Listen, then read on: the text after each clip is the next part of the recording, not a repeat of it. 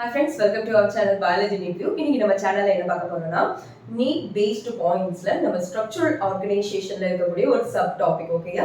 அது compound epithelium பத்தி தான் பார்க்க போறோம். compound epithelium additionally simple epitheliumத்தோட special kind of modification இது நம்ம சேர்த்து பார்க்கலாம். So compound epitheliumல இன்னைக்கு நம்ம என்னெல்லாம் பார்க்கறோம் அப்படினு பாத்தீங்கன்னா first அதோட important function. So அவங்க இங்க இந்த லொகேஷன்ல இருக்காங்க. So அதுல இருக்கக்கூடிய junction ஓகேயா. So இந்த மூணு பத்தி டீடைலா கொஞ்சம் பார்க்கலாம். சோ இப்பதான் நம்ம சேனலை ஃபர்ஸ்ட் நீங்க பார்க்கறதா இருந்தா மறக்காம சப்ஸ்கிரைப் பண்ணுங்க.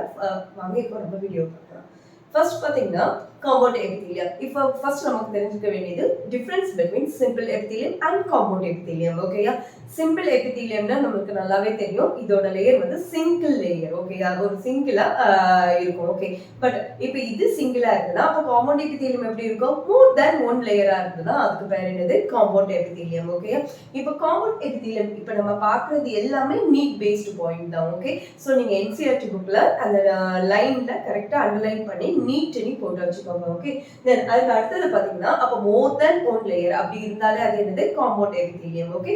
அதுக்கு அடுத்து பாத்தீங்கன்னா இதோட important function ஓகே.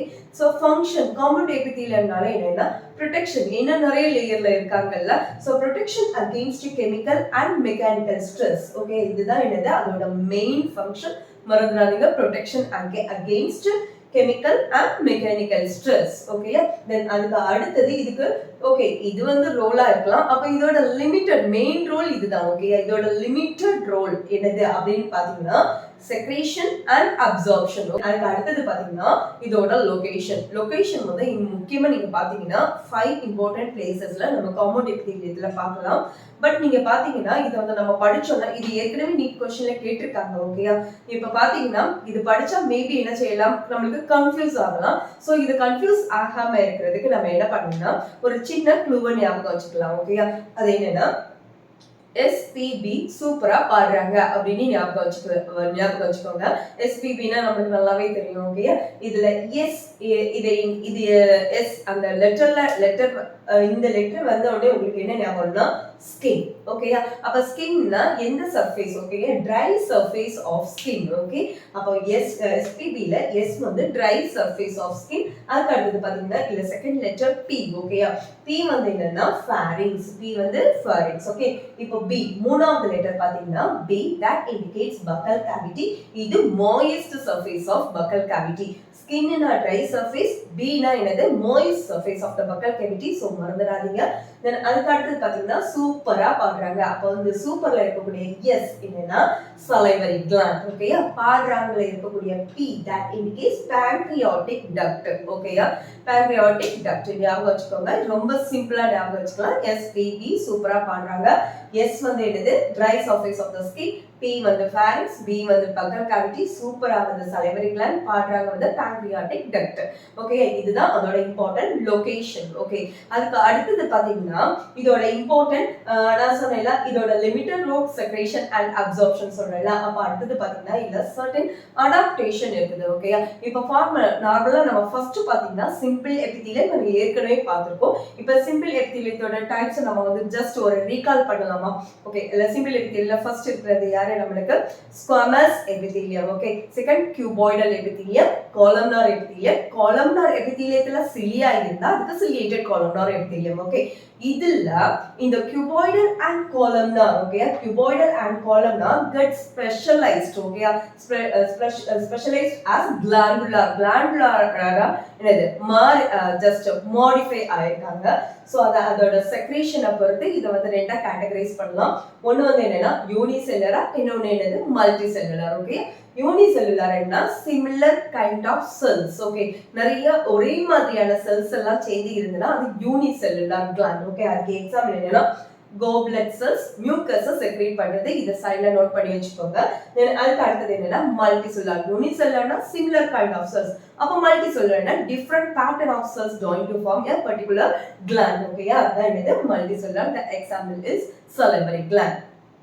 அடுத்தது multicellular again divided into two types. ரெண்டு டைப்பா டிவைட் ஆயிருக்கு. அது என்னன்னா exocrine gland and the one is endocrine gland okay. exocrine gland க்கு இன்னொரு நேம் இருக்கு. that one is ductal gland. Okay, ductal glandனா என்னது அப்படின்னு கேட்டீங்கன்னா பாருங்க, இப்போ இந்த எக்ஸோக்ரைன் கிளாண்ட்ல இருக்கக்கூடிய செக்ரீஷன் டைரக்டா ஒரு டக்ட்னா நம்மளுக்கு டியூப், ஓகேயா, ஒரு டியூப் வழியா வந்து அந்த டியூப் வந்து எதுலன்னா நம்ம சர்க்குலேட்டரி சிஸ்டத்துல என்ன பண்ணோம், ஜாயின் பண்ணோம், ஓகேயா. சோ இதுதான் exocrine gland. So ductal gland, டக்ட்னா என்னது, டியூப், ஓகே, நோட் பண்ணி வச்சுக்கோங்க. சோ இதுக்கு எக்ஸாம்பிள் என்னன்னா salivary gland, sweat gland, sebaceous gland and mammary gland, இதெல்லாம் நம்ம சொல்லலாம். அதுக்கு அடுத்து பாத்தீங்கன்னா endocrine gland. endocrine glandனா ductless gland.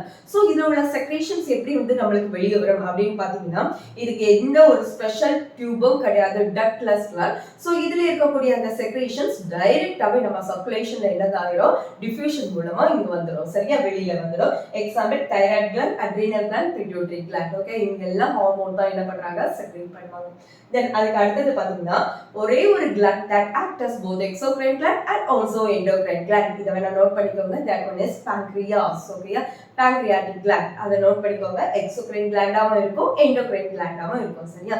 இப்போ இந்த இன்ஃபர்மேஷன், இந்த செக்ரீஷன் இருக்குல்ல, இந்த செக்ரீஷன் செக்ரீட் ஆகி வரும்போது அந்த செல்ஸ்ல என்ன மாடிஃபை ஆகுது அதை வச்சு திரும்பியும் இந்த கிளாண்டா மூணா டிவைட் பண்ணிக்கலாம். இப்ப பாருங்க, இந்த இன்ஃபர்மேஷன் நம்மளுக்கு வந்து என்சிஆர்டி புக்ல கிடையாது. மேபி இதை வச்சு நம்மளுக்கு என்னெல்லாம் மேட்ச் த ஃபாலோயிங் அப்படிலாம் கொஸ்டின் வரலாம். ஸோ இதை நோட் பண்ணிக்கோங்க. ஃபர்ஸ்ட் பாத்தீங்கன்னா மீரோக்ரைன் கிளாண்ட், அப்போக்ரைன் கிளாண்ட், ஹோலோக்ரைன் கிளாண்ட். ஓகேயா, மீரோக்ரைனா என்னன்னா that secrete substances by simple diffusion. diffusion மூலமாவே அந்த செக்ரீஷன் என்னதாயிரும், வெளியே வந்துடும்.